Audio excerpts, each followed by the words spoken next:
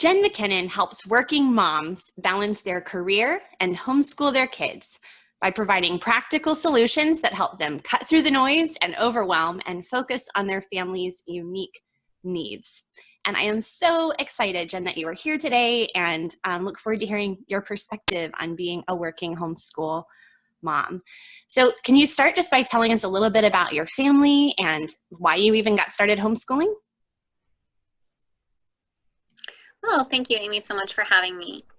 That is a broad question. So I am a working mom. I work both inside the home and outside the home. And I am now, as of this year, only homeschooling one child. So my oldest graduated this year in June. Congratulations. And that has, thanks, it has all the feelings. You know, when you graduate a child, you're like, yes, I did it.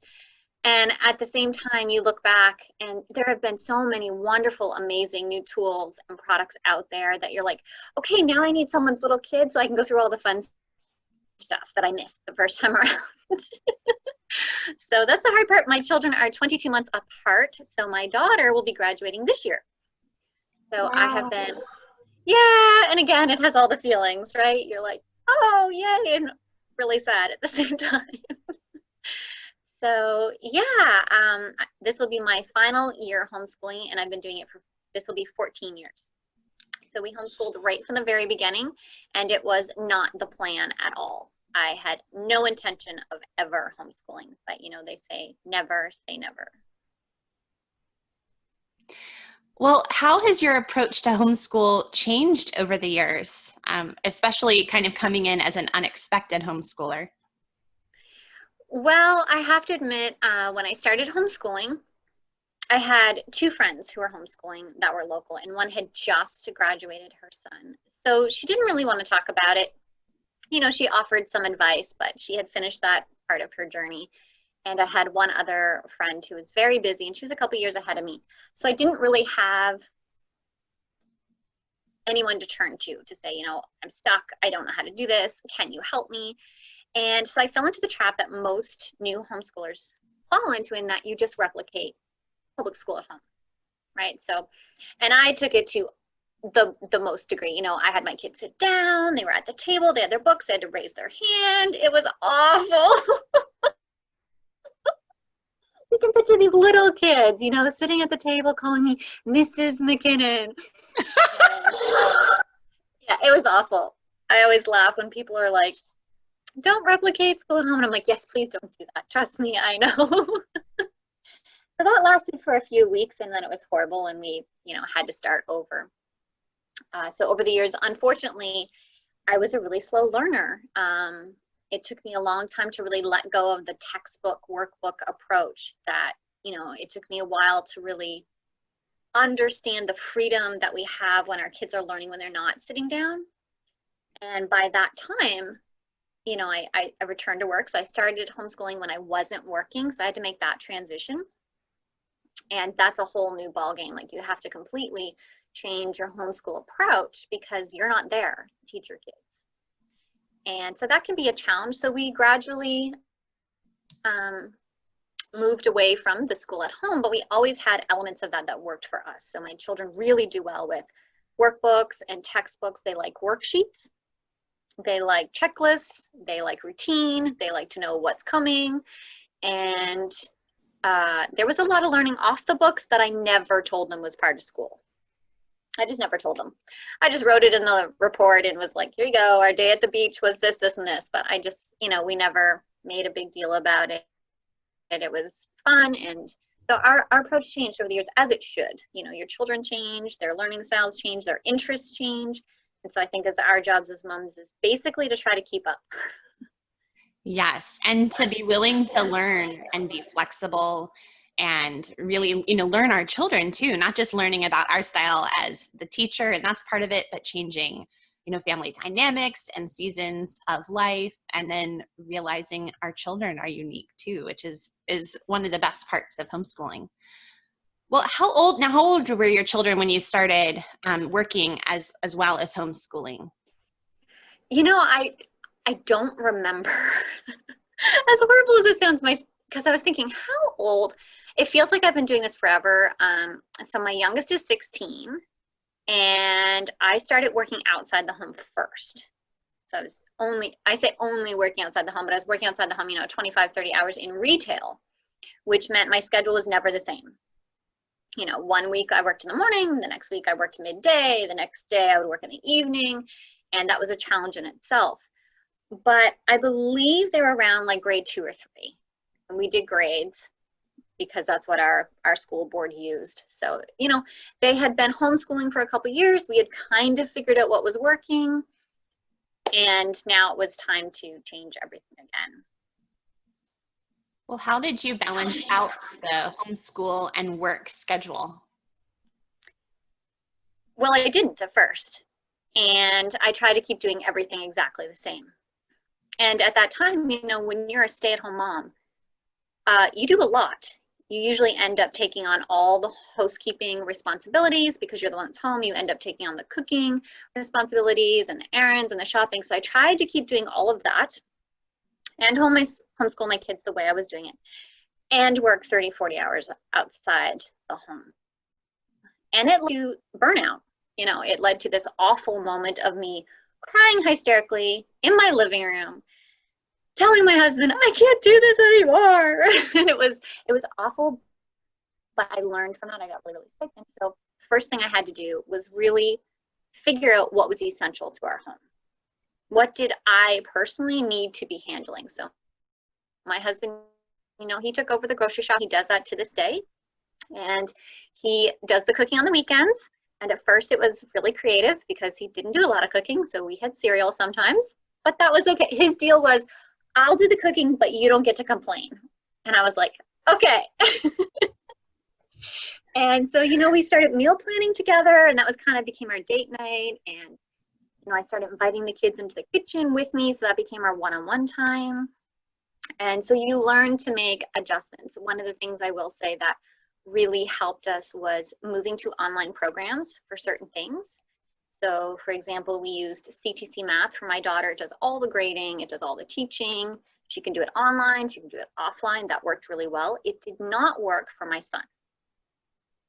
So as you mentioned earlier, our children are very unique. You need to figure out what works for each child, even though they're really close. So they did some subjects, exact same program. They got to put it together. It worked great. Math was not one of those programs. So, learning to do that was a big deal. And then we went from, Mondays you do this, this, and this. Tuesday you do this, this. We went to a rotating schedule. I'm sure it has a name.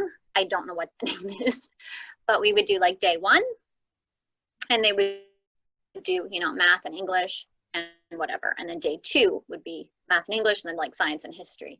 And that helped because day 1 could fall on Monday after work. It could fall on Tuesday early morning. It could fall on Saturday. We homeschooled on the weekends. We homeschooled on holidays, our seat work. And then, I had developed things that they could do without me while they were at the babysitters, because I had to get a sitter.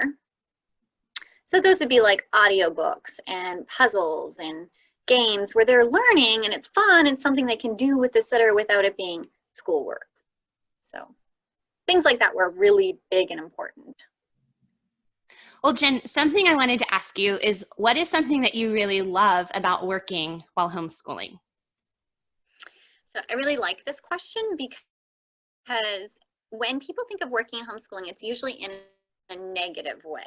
They think, of all the things that they're missing out, but they don't realize that there are a lot of benefits to working and homeschooling. So one of the things that I really appreciate as a mom, and this might sound kind of selfish, but sometimes we get really tired of hearing our kids talk about the same thing over and over again, like Minecraft all day long, day in and day out. And we miss those adult conversations. We miss those adult responsibilities, feeling like what we're doing has an impact outside of home and children. I know a lot of moms, they finish their homeschooling journey and then they don't have hobbies or they don't have a job and they feel kind of lost. They have that empty nest syndrome and they feel like they don't have anything outside of that. So that's one thing I like about it. And working outside the home gives you that ability to leave home and kind of have that distance to yourself, which is really nice. Because if you sit in the car and you always have kids, you're usually listening to things that your kids like, the same song over and over again, which is lovely, but you know, having a break is nice. And the last thing I really appreciate is that it lets our children see how we manage time. You know, how do we do a job? Because not all of us love our job. We go because it pays the bills, it puts food on the table. And they get to learn from what we do and what we say, how we handle those situations. How do you do a job that you don't like? How do you handle service? How do you deal with, you know, all of those aspects, and our children are learning from our example. So someday we want them to go out and, you know, do their own thing, whether it's hobbies or a job, and they're going to learn from what we're doing.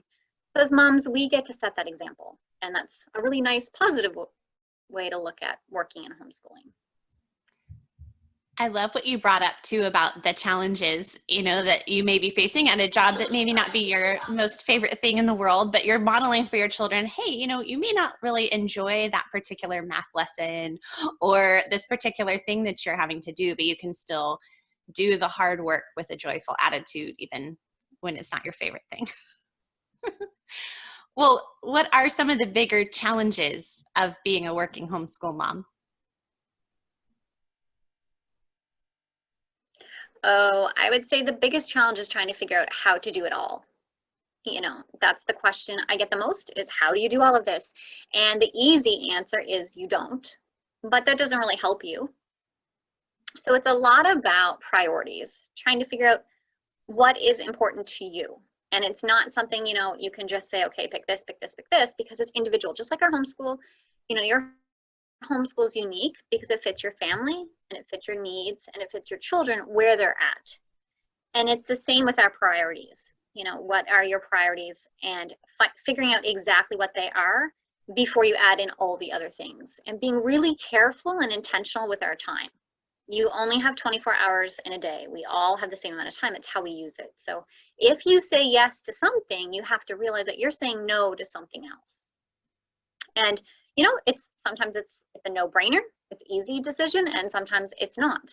And I think one of the harder things that working moms face is the mom guilt. You know, they feel like they're dealing with their boss or clients, whether it's your own business or not, and your child wants your attention. And how are you going to train them that, you know, you can't always do that? You need 15 minutes to finish this task. And so you feel a little bit guilty because your kid is here saying, Mom, Mom, Mom. And so you turn away to deal with your child, and you know your boss or client, even if they're not in a live video, you know, they're waiting for you to complete a task. So now you're torn the other way, right? So you're dealing with your kid, you know they're the most important, but at the same time, you have this responsibility hanging here. So training our children is really important as a working mom. And depending on the control you have over your schedule, is being really intentional, you know, scheduling those non-working hours, times you don't check your phone, you don't check your email, you spend that 30 minutes with your family is really important. And then when you're with your job, you know, you teach your children, you know, I can't answer your questions unless, you know, something important. And of course, each family has to set up what those guidelines would be and those boundaries. And they will learn. It takes a little training, takes a little time. But once you figure that out and you can kind of get into a rhythm, then it really becomes much easier. But that is probably one of the biggest challenges. And that's something I really want to ask is, what are some of your strategies? Obviously, I think what you said is so important, that we can't do it all, and certainly not all at the same time. And we have to make the best choice that we can for the next right thing that we're supposed to do, right, at any given moment. But there are some things we can't just not do. I mean, we've got to have clean underwear, and people have to eat, and, you know, we need to educate our children and meet our work responsibilities. So what have been some strategies that you have found to kind of plan your days even, or your weeks, to hit those most important priorities? So one of the things that I would recommend is having a simple schedule. So have a planner and use it. And I don't believe that there's like any one best planner out there. Any planner will do as long as you use it. Because you can have the most beautiful planner in the world, but if it is sitting on your shelf collecting dust, it's not doing you any good. So, and the planner is a tool, and it has a purpose.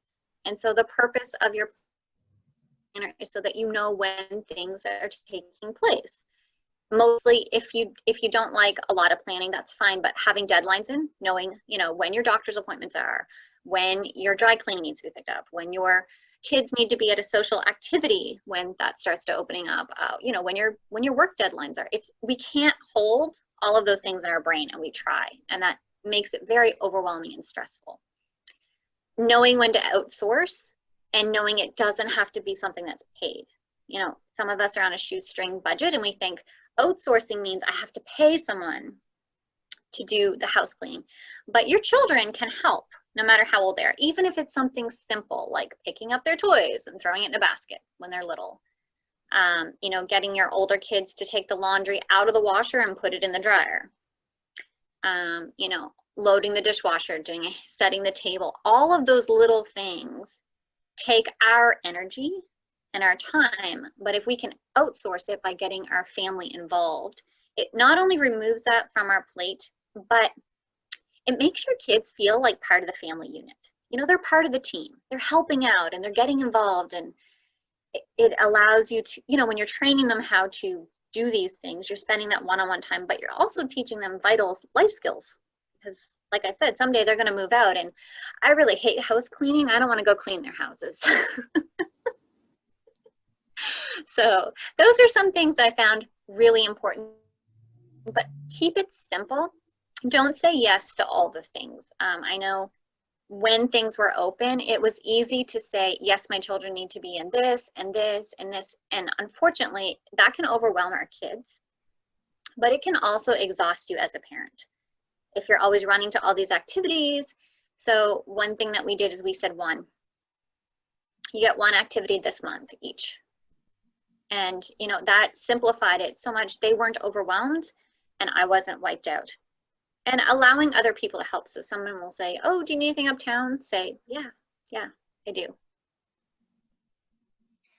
That's so smart to accept the limits on the front end and just accept your finiteness, you know, that you can't go to all the places and do all the things. Because if we start there and then set ourselves up for success and only put on our plate what can actually fit on there, then we're not going to end up discouraged and overwhelmed, feeling like we're constantly behind, or we can't, we can't catch up and we can't meet our commitments because we've on the front end kind of chosen the best things already. And I love actually using my Google Calendar as well for those automatic reminders of things, because I used to be able to keep it all in my head. But the more I've started trying to multitask, the fewer things I can rely on my brain for. So if it's not written down, if it's not in my calendar, it's not really going to happen. And I love being able to use that, especially for things that just repeat, because you can set up the calendar with that repeat every week. I know, oh, this is my work responsibility on this particular day. That will remind me in case I forgot, oh, it's Friday. I better take care of that. And so as much as we can automate, I find really, really helps, because when you're trying to balance a lot of responsibilities, just the decision fatigue sometimes too can be overwhelming. So as many things as I don't have to consciously remember or constantly choose, the better. Well, I am asking these questions to all of my guests this year. And so the first question I wanted to ask is if there's anything that you are reading lately. I have to admit, I'm not. I absolutely love reading. And I have this very bad habit of when I open a book, I will disappear into the book and I don't come up. When the children were really small, I did not read because I would be terrified that, I would disappear for an hour and I wasn't paying attention. So I really save my reading for when I'm not doing things that I need to pay attention to. So I usually have it in the evenings, and I finished a book about a month ago, and I haven't gotten back because we're picking out our curriculum for the last year of homeschooling, but I do have one on my list, and I missed it in public school. And it's Up from Slavery. I never read it. My daughter studied it last year, and she said, Mom, you're really going to enjoy this book. So it is on my to-do list. It is the next book I hope to read. Perfect. Yes, I actually borrowed that one from my parents' house. It's kind of nice. So I'm a second generation homeschooler. So every so often I'll be like, I remember reading that one in school. Mom, is that one still on your shelf? So then, I don't have to go. I have like 2 libraries, just one's at my parents' house. And so we just recently borrowed that book from her again. I was like, oh, I think my teens would really enjoy reading this. I remember loving it when I read it in high school. All right, then my second question for you is, if you were talking to a new homeschool parent, I know there are many new unexpected homeschoolers this year, what would you say to that new homeschool parent? Oh, how long do you have? As long as you want. My first piece of advice would be to not do all the things. Don't buy all the curriculum, don't buy all the homeschool supplies.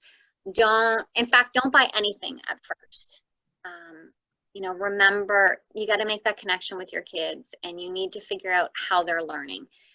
I didn't even know what deschooling was when I started homeschooling, so many years ago. So I kind of wish I hadn't have. I think it would have changed our complete homeschooling journey. If you're in this for the long haul, if you plan on homeschooling for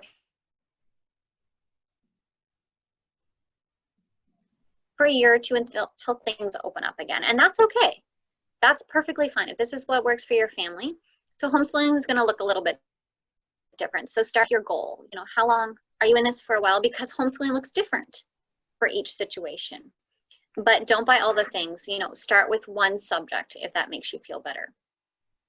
Ease into the homeschool journey, because this is new. It's new for you. It's new for your children. It's a big change. And you're going to have those days where everything goes wonderfully. And you're going to have those days where that yellow bus is going to look really pretty. So expect those, kind of have a plan. When the day goes out the window, it's really okay to stop everything and say, you know what? We're going to connect. So, whatever that is, maybe you're going to go bake in the kitchen. Maybe you're going to draw pictures. Maybe you're each going to go to your corners for 30 minutes to calm down. You're going to raid the chocolate cupboard and they're going to color. And that's okay. It doesn't make you a bad parent. It doesn't make you a bad mom. We all have those days. Even those of us who've been doing this for 14 years have those days where like, oh, I can't do this.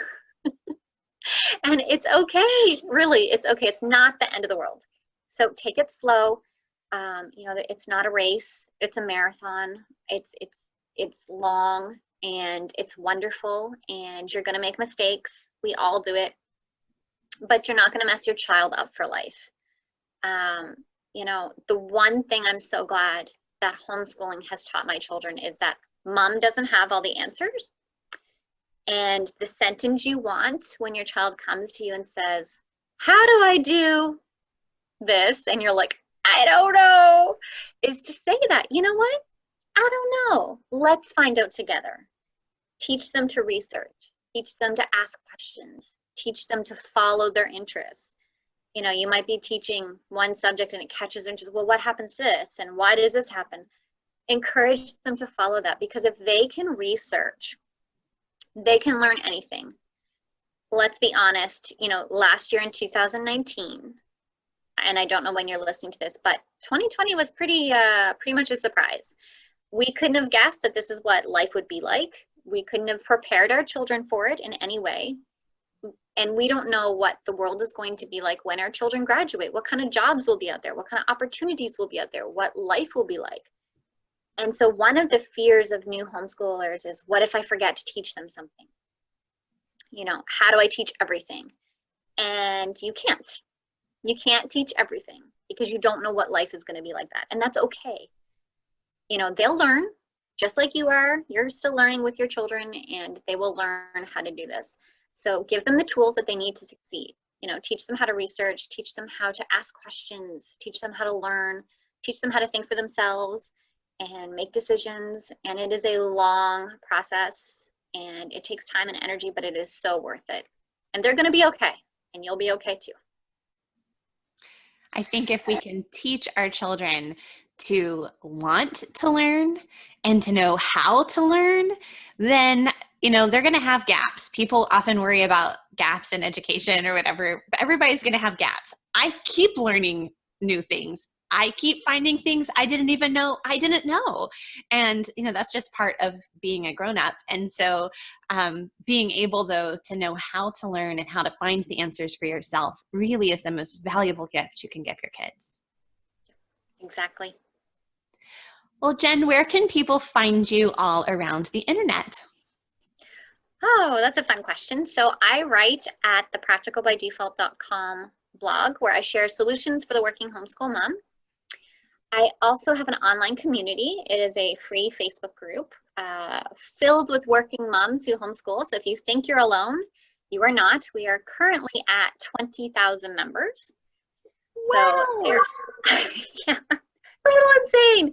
It's busy and it's chaotic, and it can be slightly overwhelming for new moms who jump in and they have all these questions. So because of that, I also have a paid smaller group called the Working Mom Coffee Club. And it is much smaller. It is currently only around 40 members, and it's a great place to get feedback, advice. We have workshops and such.